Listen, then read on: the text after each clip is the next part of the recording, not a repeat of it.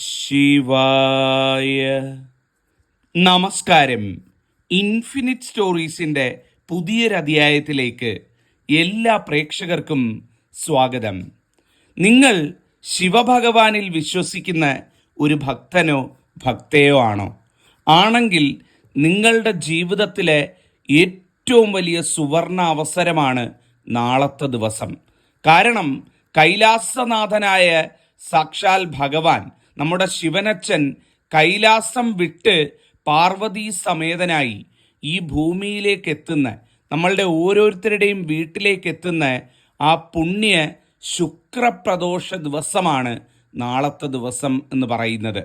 നാളത്തെ ഈ ശുക്രപ്രദോഷ ദിവസം ഞാൻ ഈ പറയുന്ന 6 കാര്യങ്ങളിൽ ഏതെങ്കിലും 2 എണ്ണമെങ്കിലും നിങ്ങൾ വീട്ടിൽ ചെയ്യണം കേട്ടോ. നിങ്ങളുടെ വീട്ടിലും മഹാദേവൻ, സാക്ഷാൽ നമ്മുടെ സ്വന്തം ശിവനച്ഛൻ വരും. നിങ്ങളുടെ എല്ലാ ദുഃഖ ദുരിതങ്ങളും തീർത്ത് ആ വീട്, നിങ്ങളുടെ ജീവിതം രക്ഷപ്പെടുന്നതായിരിക്കും. അപ്പം ഇന്ന് പറയാൻ പോകുന്നത് നാളത്തെ ഈ ശുക്രപ്രദോഷ ദിവസം വീട്ടിൽ ചെയ്യേണ്ട ആ 6 കാര്യങ്ങൾ എന്തൊക്കെയാണ് എന്നുള്ളതാണ്. ആ 6 കാര്യങ്ങളിൽ പറ്റുന്ന 2 എണ്ണം, അത് മതി, 6 ചെയ്യണമെന്ന് ഞാൻ പറയുന്നില്ല, പറ്റുന്ന 2 എണ്ണം നിങ്ങൾ വീട്ടിൽ ചെയ്യുക. നിങ്ങളുടെ വീടും രക്ഷപ്പെട്ടിരിക്കും, ഭഗവാൻ അവിടെ വന്നിരിക്കും, അനുഗ്രഹിച്ചിരിക്കും എന്നുള്ളതാണ്. അപ്പം ദീർഘിപ്പിക്കുന്നില്ല, ഒന്നൊന്നായിട്ട് നമുക്ക് നോക്കാം എന്തൊക്കെയാണ് ആ 6 കാര്യങ്ങൾ എന്നുള്ളത്. ഒന്നാമത്തെ കാര്യം എന്ന് പറയുന്നത്, നാളത്തെ ദിവസം എല്ലാവരും വീട്ടിൽ നിലവിളക്ക് സന്ധ്യയ്ക്ക് ഞാൻ ഈ പറയുന്ന മുഹൂർത്തത്തിൽ, ഈ പറയുന്ന സമയത്ത് കത്തിക്കണേ.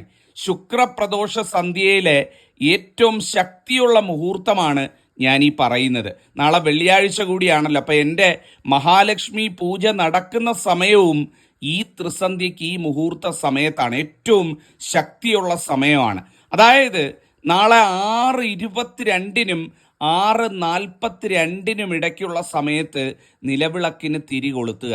നിലവിളക്കൊക്കെ ഒരുക്കി വെച്ചോളൂ നേരത്തെ തന്നെ, കുഴപ്പമില്ല. പക്ഷേ തിരി തെളിയിക്കുന്നത്, നിലവിളക്ക് കത്തിക്കുന്നത് 6:22-നും 6:42-നും ഇടയിലുള്ള സമയത്ത് കത്തിക്കുക. അതായത് 6:22-ന് മുമ്പേ ആവരുത്, 6:42 കഴിഞ്ഞു ആവരുത്. അതിനിടയിലുള്ള 6:22, 6:42-നിടയിലുള്ള ആ ഒരു 20 മിനിറ്റ് സമയമുണ്ടല്ലോ, ആ സമയത്ത് നിലവിളക്ക് കത്തിക്കുന്നതാണ് ഏറ്റവും ഉചിതം എന്ന് പറയുന്നത്. എൻ്റെ പൂജ ആ സമയത്താണ് നടക്കുന്നത്.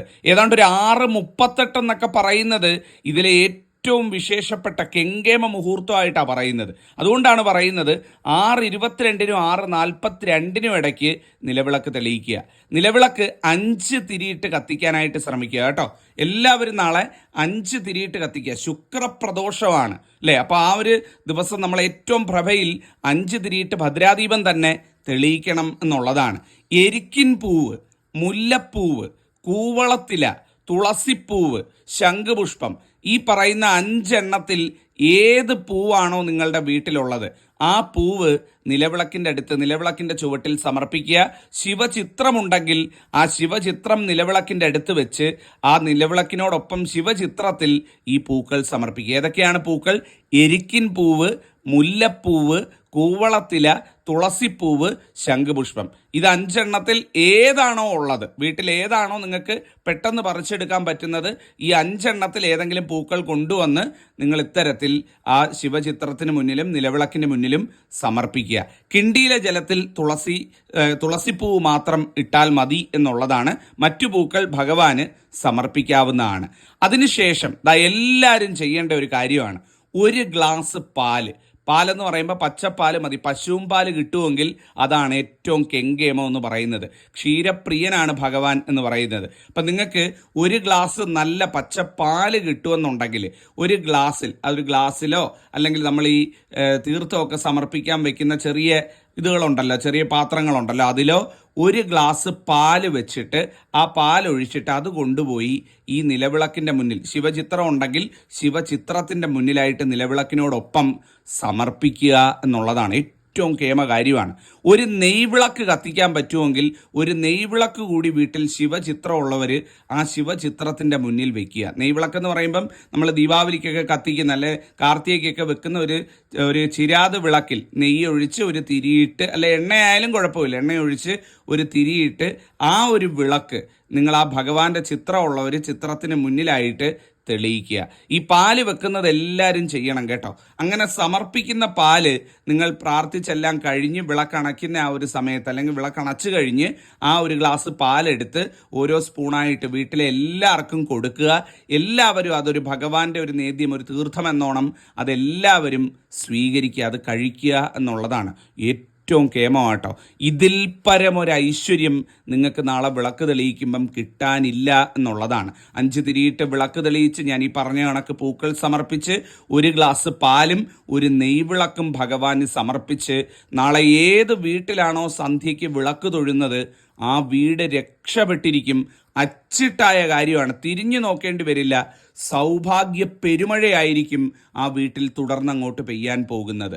അങ്ങനെ വിളക്ക് വെച്ച് പ്രാർത്ഥിക്കുന്ന സമയത്ത് ഓം നമഃശിവായ മന്ത്രം ചൊല്ലി പ്രാർത്ഥിക്കുക. 108 തവണയോ നിങ്ങൾക്ക് ഇഷ്ടമുള്ള അത്രയും തവണ ഓം നമഃശിവായ ചൊല്ലുക.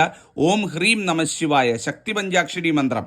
കാരണം പാർവതി സമേതനായിട്ടാണ് ഭഗവാൻ വരുന്നത്. അപ്പം ഓം ഹ്രീം നമഃശിവായ മന്ത്രം ചൊല്ലുക. ഓം ഉമാമഹേശ്വരായ നമ എന്ന മന്ത്രം ചൊല്ലുക. ഈ 3 മന്ത്രം മതി. ഓം നമഃശിവായ, ഓം ഹ്രീം നമഃശിവായ, ഓം ഉമാമഹേശ്വരായ നമ. ഈ 3 മന്ത്രങ്ങളും ചൊല്ലി പ്രാർത്ഥിക്കുക. വേറെ ഒന്നും ചെയ്യാൻ പറ്റിയില്ലെങ്കിലും നാളത്തെ ദിവസം ഈ ഒരു കാര്യം, ഇത്രയും ഞാൻ പറഞ്ഞത്, ഈ 1-ാമത്തെ കാര്യം നിങ്ങൾക്ക് ചെയ്യാൻ പറ്റുമെങ്കിൽ ആ വീട്ടിൽ ഭഗവാൻ വന്നിരിക്കും, അനുഗ്രഹിച്ചിരിക്കും.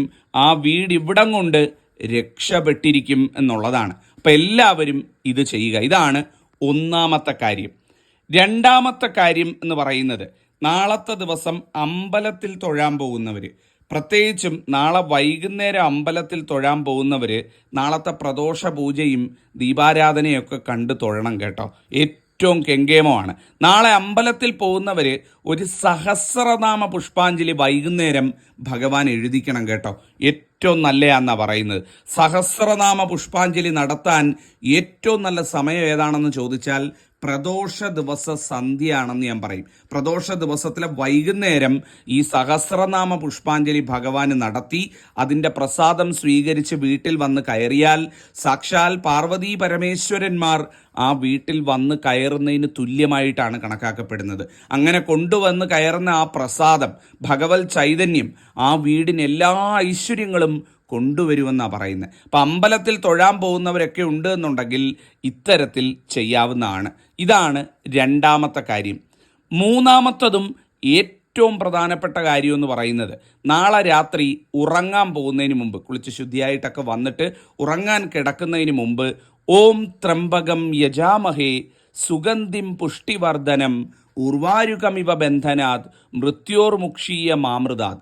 എല്ലാവരും ഈ മഹാമൃത്യുഞ്ജയ മന്ത്രം ചൊല്ലണം കേട്ടോ. ആരും ഒരു ഉപേക്ഷയും വിചാരിക്കരുത്. മനസ്സിൽ തട്ടി പറയുകയാണ്, നാളെ ഈ പ്രദോഷ ദിവസമായിട്ട് നിങ്ങളെല്ലാവരും, നിങ്ങളും നിങ്ങളുടെ മക്കൾക്ക് വേണ്ടി, ഇപ്പോൾ ഒരു വീട്ടിൽ 5 പേരുണ്ട്, 5 പേർക്കും ചൊല്ലാനുള്ള മനസ്സിലുള്ള സാഹചര്യം ഇല്ലെന്നുണ്ടെങ്കിൽ ആ വീട്ടിലെ അമ്മയോ അല്ലെങ്കിൽ ആ വീട്ടിലെ ഗൃഹനാഥനോ ആരെങ്കിലും ഒരാൾ എല്ലാവരെയും മനസ്സിൽ വിചാരിച്ച് ഓരോ പ്രാവശ്യം ചൊല്ലിയാലും മതി. ഓം ത്രംബകം യജാമഹേ സുഗന്ധിം പുഷ്ടിവർദ്ധനം ഉർവാരുകമിവ ബന്ധനാത് മൃത്യോർമുക്ഷീയ മാമൃതാത്. ഇത് എല്ലാ അപകടങ്ങളിൽ നിന്നും സകല ദോഷങ്ങളിൽ നിന്നും നിങ്ങളെ രക്ഷിക്കും, നിങ്ങളുടെ കുഞ്ഞുങ്ങളെ രക്ഷിക്കും, നിങ്ങളുടെ കുടുംബത്തെ രക്ഷിക്കും എന്നുള്ളതാണ്. ആരാണോ ഈ മഹാമൃത്യുഞ്ജയ മന്ത്രം നാളെ രാത്രി കിടക്കുന്നതിന് മുമ്പ് ചൊല്ലുന്നത് അവരുടെ ജീവിതത്തിൽ ഒരാപത്തും വരത്തില്ല. ഭഗവാന്റെ ഒരു കവചം എപ്പോഴും ഇവർക്ക് കാവലായിട്ടുണ്ടാകും. എല്ലാ അപകടങ്ങളിൽ നിന്നും ദോഷങ്ങളിലും ആയുരാരോഗ്യ പ്രശ്നങ്ങളിൽ നിന്നും ഇവരെ മോചിപ്പിച്ച് ദീർഘായുസ് നൽകി ഭഗവാൻ അനുഗ്രഹിക്കുന്നതായിരിക്കും. അപ്പം എല്ലാവരും മറക്കാതെ ഈ മന്ത്രം നാളത്തെ ദിവസം രാത്രി കിടക്കും മുമ്പ് ചൊല്ലണം. ഇതാണ് 3-ാമത്തെ കാര്യം. 4-ാമത്തെ കാര്യം എന്ന് പറയുന്നത്, നാളത്തെ ദിവസം രാവിലെ ജോലിക്കൊക്കെ ഇറങ്ങിപ്പോകുന്നവർ വീട്ടിലുണ്ട്, അല്ലെ പഠിക്കാനൊക്കെ പോകുന്നവർ വീട്ടിലുണ്ട് എന്നുണ്ടെങ്കിൽ ആ വീട്ടിലെ മുതിർന്നവർ ഒരു നിറകുടം വീടിൻ്റെ ഉമ്മറത്ത് വെക്കണം കേട്ടോ. നിറകുടം എന്ന് പറയുമ്പോൾ ഒരു പാത്രത്തിൽ ജലം നിറച്ച് രാവിലെ വീട്ടിൽ നിന്ന് പുറത്തേക്ക് ഇറങ്ങുമ്പോൾ ആ നിറഞ്ഞു തുളുമ്പുന്ന ആ ജലപാത്രം കണ്ടുകൊണ്ട്, നിറകുടം കണ്ടുകൊണ്ട്, കുടം വെക്കാൻ പറ്റുമെങ്കിൽ ഏറ്റവും നല്ലത്. കുടം ഇല്ലാത്തവർ നല്ലൊരു പാത്രത്തിൽ ജലം വെച്ചാലും മതി. അത് കണ്ടുകൊണ്ട്, ആ നിറകുടം കണ്ടുകൊണ്ടാണ് പോകുന്നത് എന്നുണ്ടെങ്കിൽ സമൃദ്ധമായി തീരും എന്നുള്ളതാണ്. ഈ ശിവപ്രദോഷ ദിവസം നിങ്ങൾക്ക് ചെയ്യാൻ പറ്റുന്ന ഏറ്റവും നല്ല കാര്യമാണ് നിറകുടം വെക്കുക എന്ന് പറയുന്നത്. അപ്പം വീട്ടിൽ അത്തരത്തിൽ ജോലിക്ക് പോകുന്നവർ, പഠിക്കാൻ പോകുന്നവരൊക്കെ ഉണ്ട് എന്നുണ്ടെങ്കിൽ മറക്കാതെ നാളത്തെ ദിവസം അവർക്കൊരു ശകുനമെന്നോണം, ഒരു കണിയെന്നോണം ഒരു നിറകുടം വീട്ടിലെ അമ്മമാരോ അല്ലെ മുതിർന്നവരോ ഒക്കെ മുൻകൈ എടുത്ത് ഒന്ന് ചെയ്യണം കേട്ടോ, ഏറ്റവും നന്നായിരിക്കും. ഇതാണ് 4ാമത്തെ കാര്യം. 5ാമത്തെ കാര്യം എന്ന് പറയുന്നത് നാളത്തെ ദിവസം സന്ധ്യയ്ക്ക് നിർബന്ധമായിട്ടും പറ്റുന്നവരെല്ലാം നാളത്തെ ദിവസം ശിവപുരാണ പാരായണമോ അല്ലെങ്കിൽ ശിവ അഷ്ടോത്തര പാരായണമോ അങ്ങനെ എന്തെങ്കിലും ശിവഭഗവാന്റെ കീർത്തനങ്ങൾ അല്ലെങ്കിൽ ശിവഭഗവാന്റെ നാമങ്ങൾ ഉറക്ക ചൊല്ലുകയോ അല്ലെങ്കിൽ അത് വീട്ടിൽ മുഴങ്ങി കേൾക്കുന്ന രീതിയിൽ TV-യിലോ മൊബൈലിലോ ഒക്കെ പ്ലേ ചെയ്ത് ആ ത്രിസന്ധ്യാ നേരത്ത് വീട്ടിൽ മുഴങ്ങി കേൾക്കണം കേട്ടോ. ഏറ്റവും ഐശ്വര്യമാണെന്നാണ് പറയുന്നത്. നമുക്ക് ഫോണിലൊക്കെ നോക്കിക്കഴിഞ്ഞാൽ 1000 നമുക്ക് കിട്ടും പാരായണങ്ങൾ.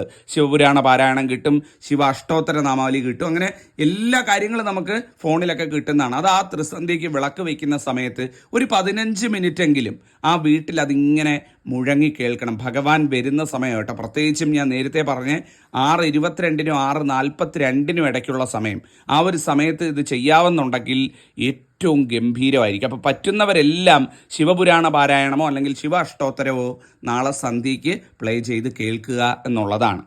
അവസാനത്തത് 6ാമത്തെ കാര്യം എന്ന് പറയുന്നത് നാളത്തെ ദിവസം നിങ്ങളുടെ ആരുടെയെങ്കിലും വീട്ടിൽ ശിവക്ഷേത്രത്തിൽ നിന്ന് കൊണ്ടുവന്ന ഭസ്മം ഇരിപ്പുണ്ട് എന്നുണ്ടെങ്കിൽ കുളി കഴിഞ്ഞ് വന്ന് ആ ശിവക്ഷേത്രത്തിൽ നിന്ന് കൊണ്ടുവന്ന ഭസ്മം ആ ഈറനോടെ അണിയണം കേട്ടോ. നാളെ ആ ഈറനോടെ ശിവക്ഷേത്രത്തിൽ നിന്ന് കൊണ്ടുവന്ന ആ ഭസ്മം നിങ്ങൾ അണിഞ്ഞ് നാളത്തെ ദിവസം വിളക്ക് കത്തിക്കുകയോ ഭഗവാന്റെ നാമങ്ങൾ ചൊല്ലിയോ വീട്ടിലെ കാര്യം, പ്രത്യേകിച്ചും വിളക്ക് കത്തിക്കുന്നവരൊക്കെ വിളക്ക് കത്തിക്കുന്നതിന് മുമ്പ് കുളിച്ച് വരുമല്ലോ. ആ കുളിച്ച് വരുമ്പം ആ ശിവഭഗവാന്റെ ഭസ്മം വീട്ടിലിരിപ്പുണ്ടെങ്കിൽ ഒരു നുള്ളു ഭസ്മം എടുത്ത് ആ ഈറനോട് അണിയണം. എല്ലാം കഴിഞ്ഞ് വന്ന് 1 മണിക്കൂർ കഴിഞ്ഞ് അണിയാനല്ല പറയുന്നത്, കുളിച്ച് ഇറങ്ങി വരുന്ന സമയത്ത് ആ ഈറനോടെ ഭഗവാന്റെ ഭസ്മം എടുത്ത് നിങ്ങളുടെ തിരുനെറ്റിയിൽ അണിയണം. അത് നിങ്ങൾക്കും ആ വീടിനും മൊത്തത്തിൽ, പ്രത്യേകിച്ച് ആ വീട്ടിലെ കുഞ്ഞുങ്ങൾക്കൊക്കെ ഏറ്റവും ഐശ്വര്യം. അമ്മമാരൊക്കെ അണിയുന്നത് ആ മക്കൾക്ക് അതിൻ്റെ ഏറ്റവും ഗുണം കിട്ടുന്നതെന്നാണ് പറയുന്നത്. അപ്പോൾ എല്ലാവരും വീട്ടിൽ ഭസ്മം ഇരിക്കുന്ന എല്ലാവരും നിർബന്ധമായിട്ട് ഇനി എപ്പോൾ അമ്പലത്തിൽ പോയാലും ശിവക്ഷേത്രത്തിന് കുറച്ച് ഭസ്മം എടുത്ത് പൊതിഞ്ഞ് കൊണ്ടുവരണം കേട്ടോ. തിരുമേനിയുടെ കയ്യിൽ നിന്ന് ചോദിച്ചോ മറ്റോ ഒരു പൊതി അവിടുന്ന് എടുത്തുകൊണ്ട് എപ്പോഴും കൊണ്ടുവന്ന് വെച്ചേക്കണം. നമുക്കൊരു മനസ്സിനൊരു ശങ്ക തോന്നിയാലോ ഒരു ആപത്ത് വരുന്നെന്ന് തോന്നിയാലോ ഒരു സങ്കടം വന്നാലോ ഒക്കെ അതെടുത്ത് അണിഞ്ഞാൽ മതി, ഉടൻ ഫലമാണെന്നാണ് പറയുന്നത്. അപ്പോൾ ആ ഭസ്മം കൊണ്ടുവന്ന് വെച്ച് ഇത്തരത്തിൽ അണിയുക. നാളത്തെ ദിവസം ഭസ്മം ഉള്ളവരെല്ലാം ഇത് ചെയ്യുക എന്നുള്ളതാണ്. അപ്പം ഞാൻ ഈ പറഞ്ഞു തന്ന 6 കാര്യങ്ങളിൽ ഏതെങ്കിലും 2 കാര്യം നിങ്ങൾ നാളെ ചെയ്യുക. നാളെ ഏറ്റവും വിശേഷപ്പെട്ട വെള്ളിയാഴ്ചയാണ്, എൻ്റെ മഹാലക്ഷ്മി പൂജ നടക്കുന്ന ദിവസമാണ്. അപ്പോൾ എല്ലാം കൊണ്ടും ഐശ്വര്യത്തിൻ്റെ ദിവസമാണ്. അപ്പോൾ എല്ലാവരും ഒന്നിച്ചു ചേർന്ന് പ്രാർത്ഥിക്കുക. നന്നായി വരട്ടെ. നന്ദി, നമസ്കാരം.